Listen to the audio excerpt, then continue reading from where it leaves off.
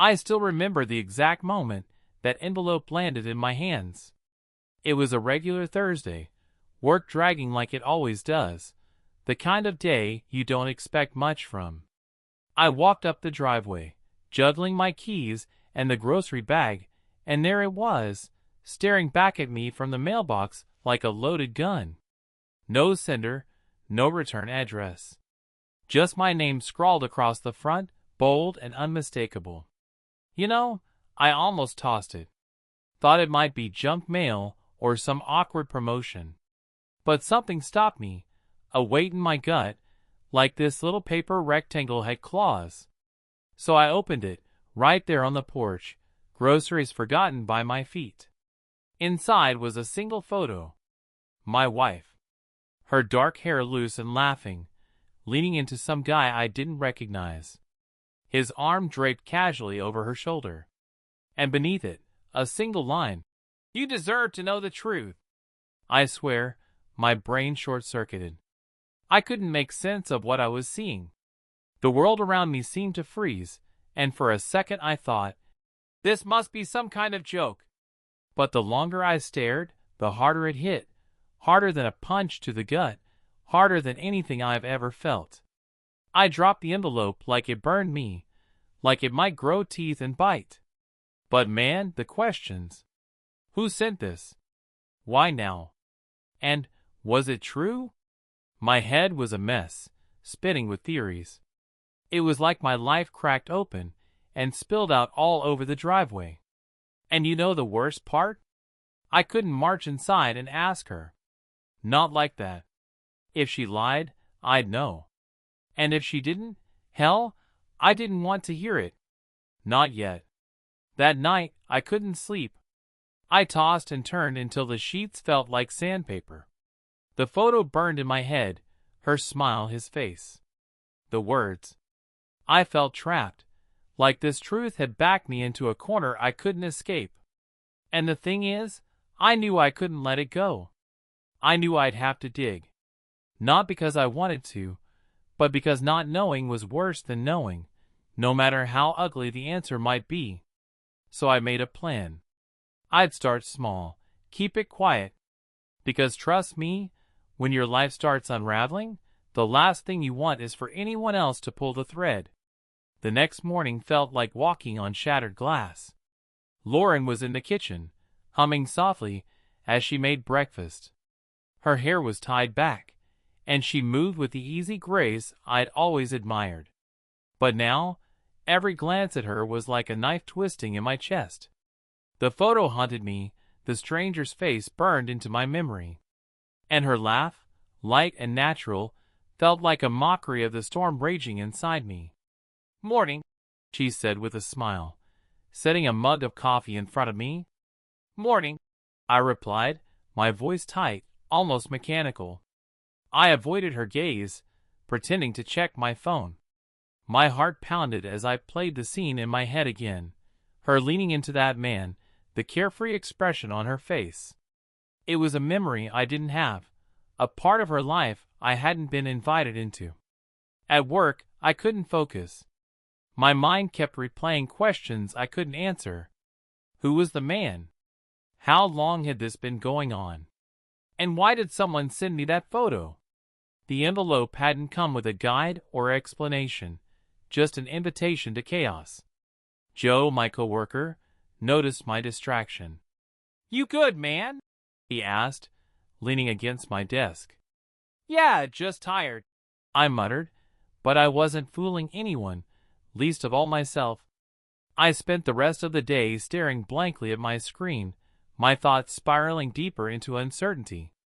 By the time I got home, I had a plan. Not a great one, but a plan nonetheless. Lauren kept a journal for her work, jotting down meetings, notes, and reminders. She'd always said it helped her stay organized. I'd never thought twice about it, until now. When she stepped into the shower that evening, I slipped into the bedroom and found the journal on her nightstand. My hands trembled as I flipped through the pages, scanning for anything that might explain the photo. Most of it was benign, lists of tasks, notes from meetings, event schedules. But then I saw it, a name scrawled in the margin, circled twice. Tyler Grayson. My chest tightened. I didn't recognize the name, but it felt important, like a loose thread begging to be pulled. I snapped a picture of the page and put the journal back where I found it, my heart racing as I stepped out of the room. When Lauren came out of the bathroom, wrapped in a towel and smiling at me like nothing was wrong, I felt like a fraud. That night, I couldn't sleep. I lay awake, staring at the ceiling, while Lauren slept peacefully beside me. The name Tyler Grayson echoed in my mind. Was he the man in the photo? And if he was, what did that mean for us? For our marriage? For everything we built together? In the darkness, I made a decision. Tomorrow, I'd start digging. If Tyler was connected to Lauren, I needed to know how. I didn't want to believe she betrayed me, but the truth was out there, and it wouldn't find itself. The next morning, I knew I had to take action. Sitting around and letting my thoughts eat away at me wasn't an option anymore. The name Tyler Grayson had become an anchor in my mind, the only solid lead I had. I didn't want to believe it was him, the man in the photo with Lauren, but every piece of evidence seemed to pull me in that direction. I needed answers, even if I wasn't ready for what they might reveal. I started my search online, combing through anything I could find about Tyler. His social media profiles were sparse. He wasn't the type to post selfies or long updates about his life. Most of what I found were mentions of his work, events, fundraisers, and partnerships with Lauren's charity. In a few photos, he stood alongside other volunteers, smiling for the camera. But there was one detail that struck me. He always seemed to be near Lauren. Not in an obvious way, but close enough to raise questions. Too close. By mid-afternoon, I'd found something else. A small nonprofit where Tyler worked as a project coordinator. It wasn't far from downtown, just a few blocks from the cafe where the photo had been taken. My curiosity burned hotter. If I could see him in person, maybe I could get a sense of who he really was. Maybe he wouldn't just be a stranger from a photograph anymore. The nonprofit's office was located in an older building with peeling paint and a faded sign out front. It was the kind of place you wouldn't notice unless you were looking for it. I parked across the street, my hands gripping the steering wheel as I worked up the nerve to go inside. But as I sat there, the door opened and Tyler stepped out. Seeing him in the flesh hit me like a punch to the chest. He wasn't some vague silhouette anymore. He was real, tangible. He was dressed casually, in jeans and a button-down shirt, his movements easy and unhurried. He didn't look like someone who'd just destroyed a marriage. If anything, he looked annoyingly normal. I watched as he walked down the street, heading toward a nearby cafe. My heart pounded as I got out of the car and followed at a distance, keeping him in my sights. I felt ridiculous, like some amateur detective in a cheap crime novel, but I couldn't stop myself. I needed to know more. The cafe was busy, the usual lunchtime crowd packed into small tables. Tyler found a seat near the back, opened a laptop, and started typing. I ordered a coffee I didn't want and took a seat where I could watch him without being too obvious. For the next 30 minutes, I tried to piece together who he was, studying every movement, every glance. He seemed focused, unaware of the world around him. Eventually, Tyler packed up and left. I followed him again, my pulse quickening with every step. He turned down an alley, and for a moment, I hesitated. Following someone into an alley wasn't exactly my idea of smart, but I couldn't back down now. I stepped into the narrow passage, my stomach tight with anticipation. "Can I help you?" The voice startled me, sharp and direct. I turned to see Tyler standing just a few feet away, his eyes locked on mine. I froze, my brain scrambling for a response. My voice faltered, and I felt like an idiot. "You've been following me," he said, his tone calm but firm. "Why?" For a moment, I thought about lying, coming up with some excuse that might diffuse the situation. But then I saw the way he was looking at me, like he already knew why I was there. And something in me snapped. "My name is Ethan Clark," I said, my voice steadying. "Lauren Clark is my wife." Tyler's expression didn't change. If he was surprised, he didn't show it. "Okay," he said simply. And, I continued, "someone sent me a photo of you and her together. Laughing, smiling, close. I want to know why." For a moment, Tyler just stared at me, his face unreadable. Then he sighed, running a hand through his hair. "Look, I don't know who sent you that photo, but if you're looking for some kind of confession, you're not getting one. Lauren and I work together. That's it." "That's it?" I snapped, anger rising in my chest. "You expect me to believe that? I don't really care what you believe," he said, his tone colder now. "Whatever's going on in your head, that's your problem, not mine." He turned to leave, but I stepped in front of him, blocking his path. "Do you know how this looks? Do you have any idea what you've done to my life?" Tyler paused, his eyes narrowing. For a moment, I thought he might hit me, but instead, he shook his head. "You want my advice? Talk to Lauren. If you've got doubts, that's on you, not me." And with that, he walked away, leaving me standing there in the middle of the alley, my fists clenched and my heart pounding. His words echoed in my head, "Talk to Lauren." But how could I? How could I confront her, when the mere thought of hearing the truth made me feel like I was about to shatter? As I drove home, my thoughts spiraled. Tyler's reaction hadn't given me much to go on, but it hadn't eased my doubts, either. If anything, it made them worse. Whatever was going on, it was bigger than just a photo. And I was determined to uncover the truth, no matter what it cost me. I drove home with Tyler's words echoing in my head, "Talk to Lauren." It sounded simple, logical even, but the mere thought of confronting her made my chest tighten. How do you ask someone you've loved for years if they've betrayed you?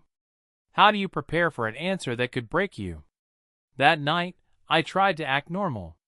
Lauren cooked dinner, chatting about her day like she always did. She mentioned an upcoming charity gala, the kind she loved organizing, her voice bright, her passion undeniable. Watching her, I felt torn.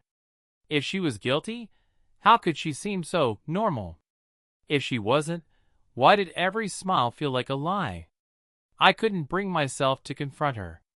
Not yet. I needed more. Proof, context, anything that could give me clarity before I blew up our lives. So, I waited until she went to bed and slipped into her office. It wasn't something I'd ever done before, snooping, invading her privacy, but desperation had pushed me to places I never thought I'd go. Her desk was immaculate, every paper stacked neatly, every pen in its place. I opened the drawers, rifling through folders, binders, anything that might hold answers. Then I found it, a slim leather notebook tucked away in the back. It wasn't her work journal, the one she always kept on the nightstand. This was different. I opened it, my pulse racing, and scanned the pages. At first, it seemed harmless. Notes about upcoming events, lists of tasks, donor names. But then, I turned to a page that made my stomach drop. A meeting scheduled 2 weeks ago at the Grandview Hotel. The time, the room number, it was all there, circled in red. And beneath it, written in her careful handwriting, Tyler. I stared at the name, the ink practically burning into the paper. This wasn't just work. This wasn't just coincidence. Lauren had met him privately, and she'd hidden it from me. Suddenly, everything felt heavier, the room, the air, the weight of the notebook in my hands. I put it back where I found it, careful not to disturb anything, and left the office, my thoughts spiraling. Lauren and Tyler weren't just colleagues. There was something more, something I hadn't wanted to see but could no longer deny. The next morning, I couldn't look at her. She kissed me goodbye before heading to work, and I barely managed a nod in response. As soon as she left, I called Joe. I needed him now more than ever. "Joe, I've got a problem," I said, pacing my living room. "A big one." "What's going on?" he asked, his tone cautious. I told him everything, the photo, the notebook, Tyler's name. I expected him to be shocked, but instead, he sighed heavily. "Ethan, you sure you want to keep going down this road?" he asked. "Once you get answers, you might not like them." "I don't care," I said, my voice firm. "I need to know the truth." Joe agreed to help. He suggested we dig into Tyler's background, look for anything that might confirm my suspicions. Together, we started piecing together a timeline, events Tyler and Lauren had attended, meetings they'd shared, anything that could tie them together. It didn't take long to find connections. Tyler wasn't just a coworker. He was a regular presence at Lauren's events, always close, always involved. But what stood out most was his name appearing repeatedly in private meetings, ones Lauren hadn't mentioned to me. The more we looked, the clearer it became. They weren't just hiding something. They were hiding everything. And yet, I still couldn't confront her. Not yet. I needed more. Proof that couldn't be denied, answers that wouldn't leave room for doubt. So, I kept digging, knowing each step brought me closer to the truth. Closer to something I wasn't sure I could handle. I couldn't get the notebook out of my mind. The name Tyler scribbled in red ink felt like a ticking time bomb, its meaning too clear to ignore. Lauren's secrets weren't just suspicions anymore. They were facts staring me in the face, daring me to confront them. But I wasn't ready to face her. Not yet.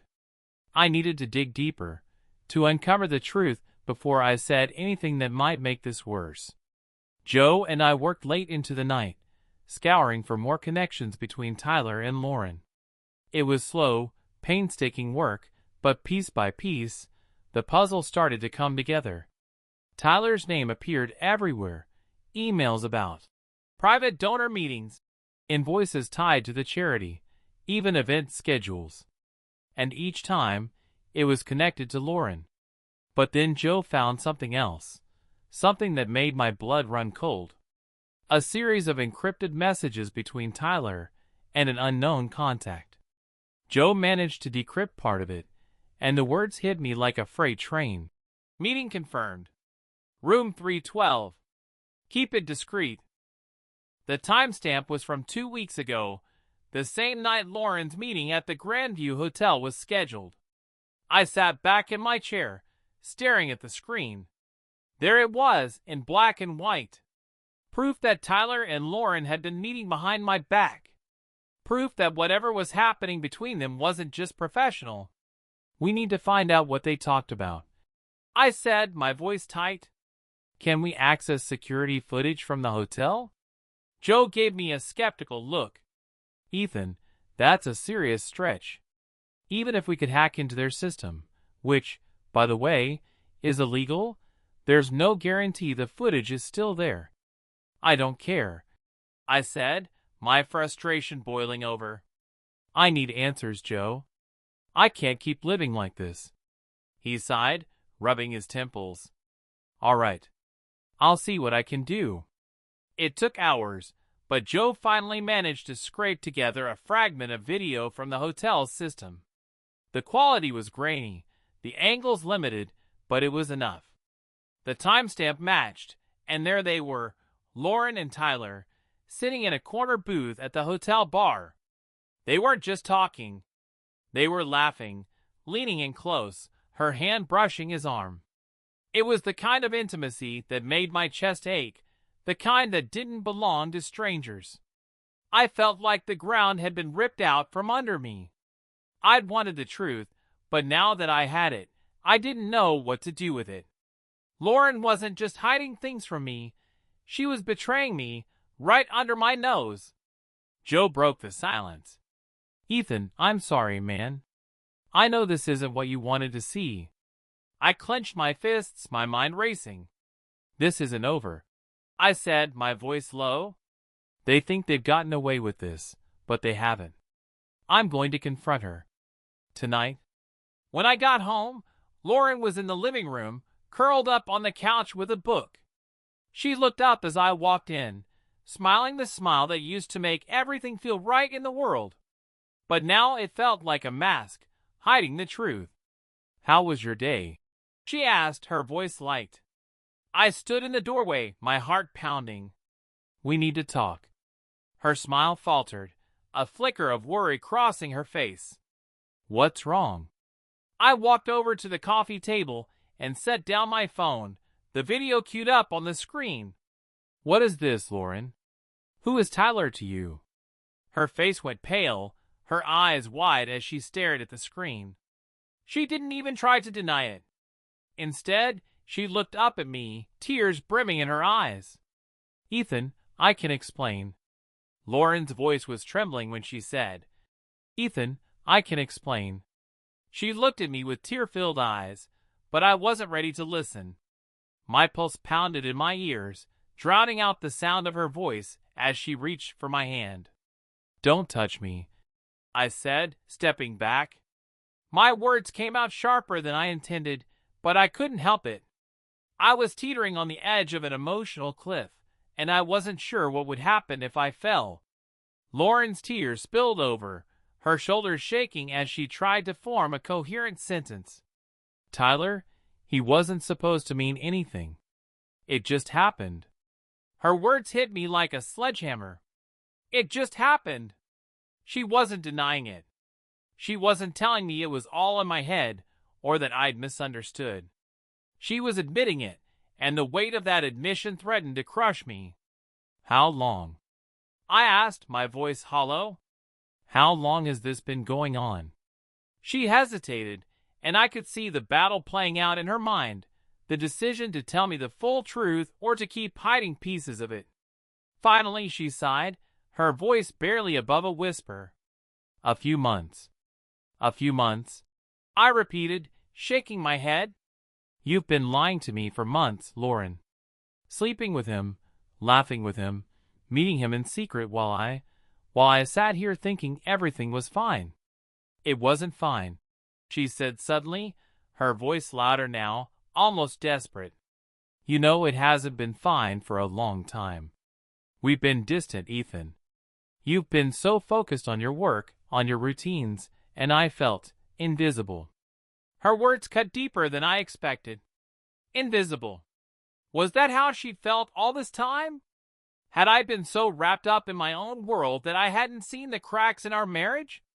Part of me wanted to argue, to tell her she was wrong, that I'd always been there for her. But another part of me couldn't deny it. Maybe I hadn't been the husband she needed. Maybe I'd been blind. That doesn't excuse what you did, I said, my voice steady but cold. You could have talked to me. You could have told me how you felt. Instead, you chose to cheat. To betray me. Lauren broke down then, her sobs filling the room as she buried her face in her hands. I wanted to feel pity for her, to comfort her, but I couldn't. I was too angry, too hurt. The woman I thought I knew had turned into a stranger, and I didn't know if I'd ever see her the same way again. For hours, we sat in that emotional battlefield, exchanging words that felt like bullets. Lauren explained how it started, how Tyler had been kind, supportive, someone who listened when she felt ignored. She told me how guilty she felt, how she tried to end it but couldn't. And through it all, I felt a mix of fury and grief, like I was mourning the death of the life we'd built together.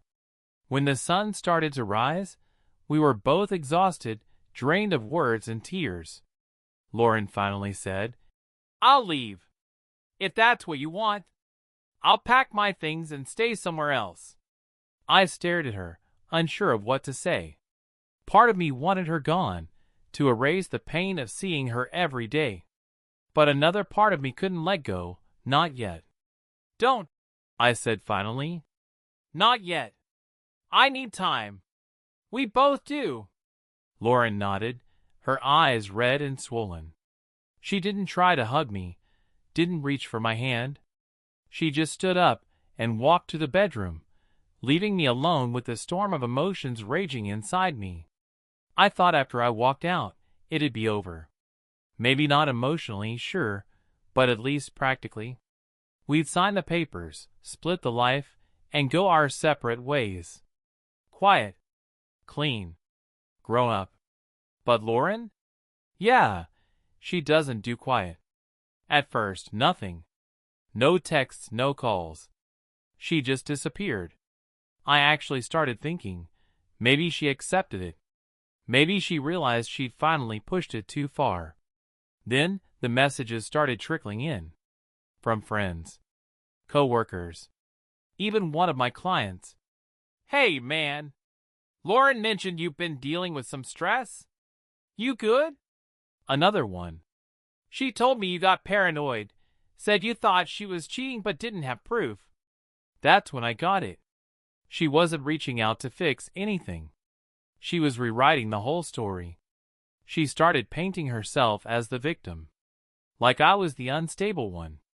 The guy who walked out because of some made-up theory in his head. Not the guy who found actual proof. Not the guy who caught her in lie after lie. Nope. According to her, she was just trying her best, and I cracked. Then it got worse. I got a call from one of the firms I consult for, one I'd worked with for years. They said someone had reached out, unofficially, asking about my emotional stability. No names. No accusations. Just a shadow of doubt dropped right where it could hurt. Sounded concerned on the surface. But underneath? It was sabotage. I didn't have to guess who it was. Lauren always knew how to make a mess without leaving fingerprints. I didn't confront her.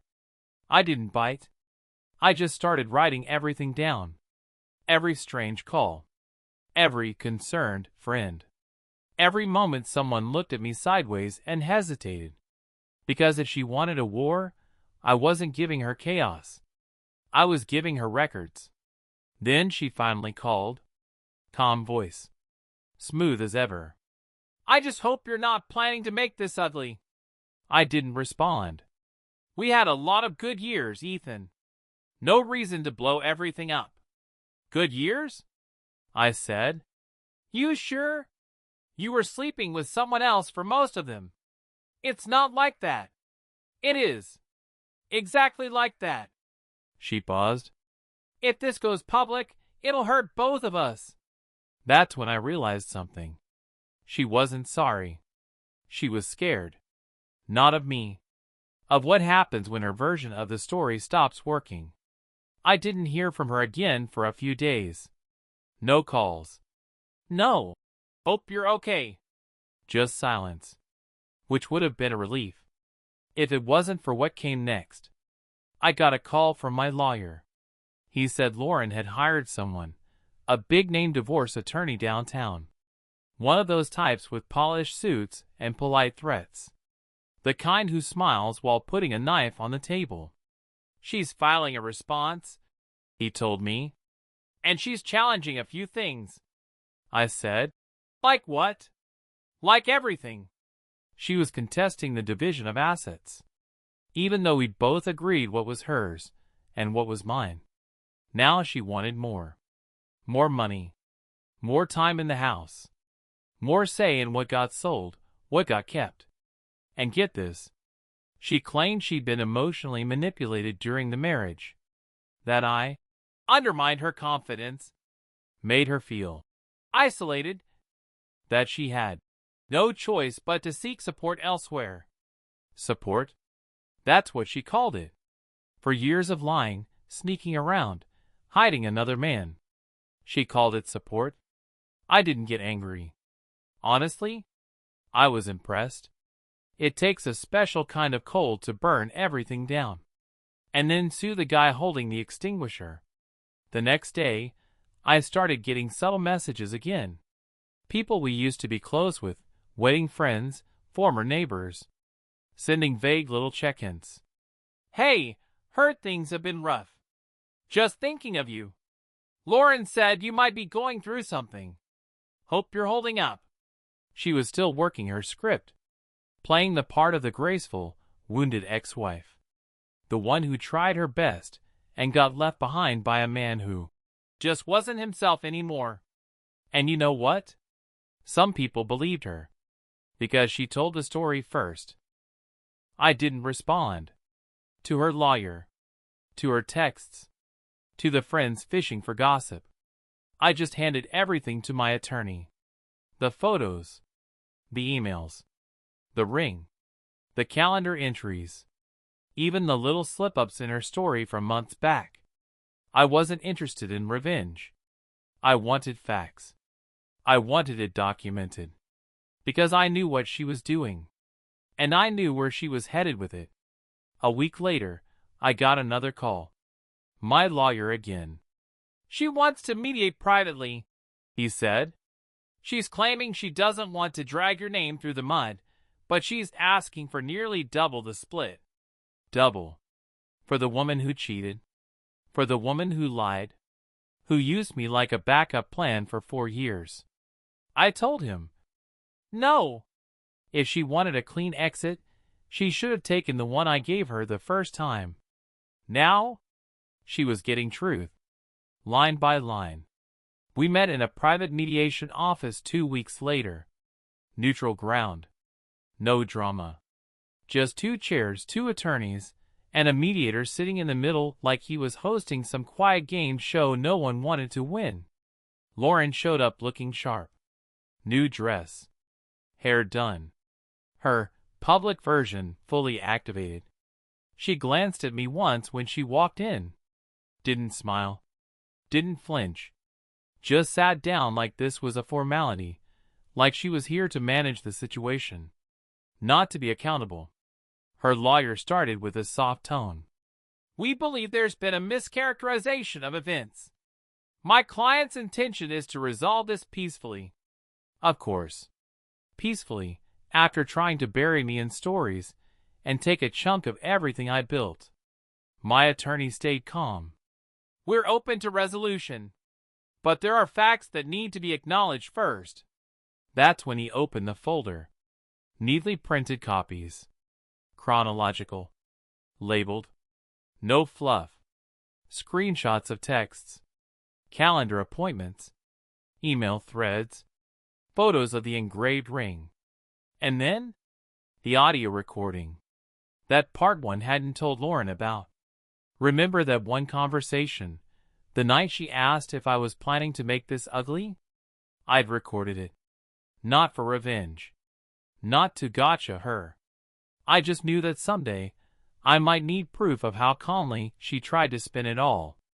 The mediator played a few minutes of it. Her voice, clear as day. We had a lot of good years. It doesn't have to get messy. If it goes public, it'll hurt both of us. I just hope you're not planning to ruin me. She never denied the affair in that call. Not once. And when the clip stopped, the room went silent. Lauren's lawyer shifted in his seat. Lauren? She just stared at the table. Didn't blink. Didn't breathe for a second. I waited. No smile. No sarcasm. Just waited for her to say something. But she didn't. She couldn't. Because for the first time, it wasn't just a story anymore. It was evidence. The mediator asked if we wanted to break. Her lawyer said yes. We stepped into separate rooms. My attorney turned to me and said, She's rethinking her position. You've got the leverage now. Don't move first. I nodded. And for the first time since this whole thing started, I actually felt steady. Not because I'd won anything, but because I wasn't playing defense anymore. 20 minutes later, we went back in. Lauren's tone had changed. Now she just wanted to move on. No more threats. No more extra demands. We reworked the agreement. Fair split. No additional financial claims. Non-disparagement clause, mutual. I didn't love that part, but it meant she couldn't keep spreading her little versions of the truth. And frankly, that was worth something. She signed. I signed. It was done. Just like that. No fireworks. No final speech. Just a pen on paper and the sound of chairs sliding back. She left first. Didn't look back. I didn't expect her to. Outside, I took a deep breath. The kind you don't even realize you've been holding for months. It wasn't joy. It wasn't relief. It was something quieter. Like confirmation. That I wasn't crazy. That I didn't imagine it. That everything I saw, felt, suspected, it was real. And now, it was behind me.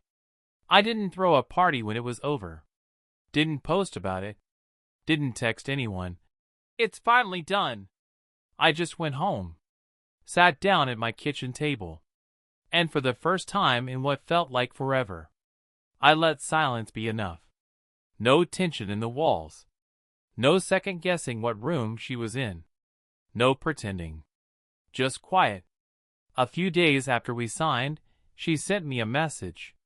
Not emotional. Not dramatic. Just, "Thanks for not turning this into something worse." I didn't respond. Because what was I supposed to say? "You're welcome? Anytime?" She lit the fire. I just refused to throw gas on it. I changed my locks. Not because I thought she'd come back. Just because I didn't want any part of her life crossing that threshold again. Not even symbolically. I cleared out the last few things she left. Random clothes, old candles, a box of decor she probably forgot existed. I dropped it all off in a sealed bag. Didn't ring the bell. Didn't wait. Just set it down and walked away. Friends started reaching out more after that. People who'd gone quiet when it got messy. Some of them apologized. Said they believed her side, or at least didn't know what to believe. I didn't hold it against them. That's the thing with lies. They spread fast because they're convenient. The truth? That takes its time. But when it lands, it sticks. I kept working. Kept moving forward. Started sleeping better. Started laughing again. Actually laughing, not just the polite kind you use to fill space in a conversation. I even picked up a hobby. Something just for me. No meaning, no pressure. It felt weird at first. Like I had to relearn what peace sounds like. But it came back. Little by little. I never saw Lauren again after mediation. Didn't need to. Didn't want to. She disappeared from my orbit like she'd never been there. Except for the empty picture hooks I hadn't gotten around to patching. Even those felt like a kind of closure. Physical proof that something had been there, and then wasn't. You know the funny part? I don't hate her. Seriously. I don't sit around wishing her bad. I don't imagine some karmic revenge where she loses everything. She already did. She lost me. Not because I'm perfect. Not because I'm some prize. But because I was real. And she chose fake for years. That's on her. Now, I wake up, drink my coffee, and I know where I stand. There's no second life behind my back. No secret calendar invites. No accidental messages. No backup plan in the shadows. Just me. Just the truth. And that's more than enough. So yeah. She cheated. She lied. She tried to bury the truth under sympathy posts and fake concern. But in the end, it didn't work. Because when you burn a bridge that you never built, don't expect the other person to drown. That's it. That's the whole story. We divorced. She walked. I stayed standing. And now, I'm finally free.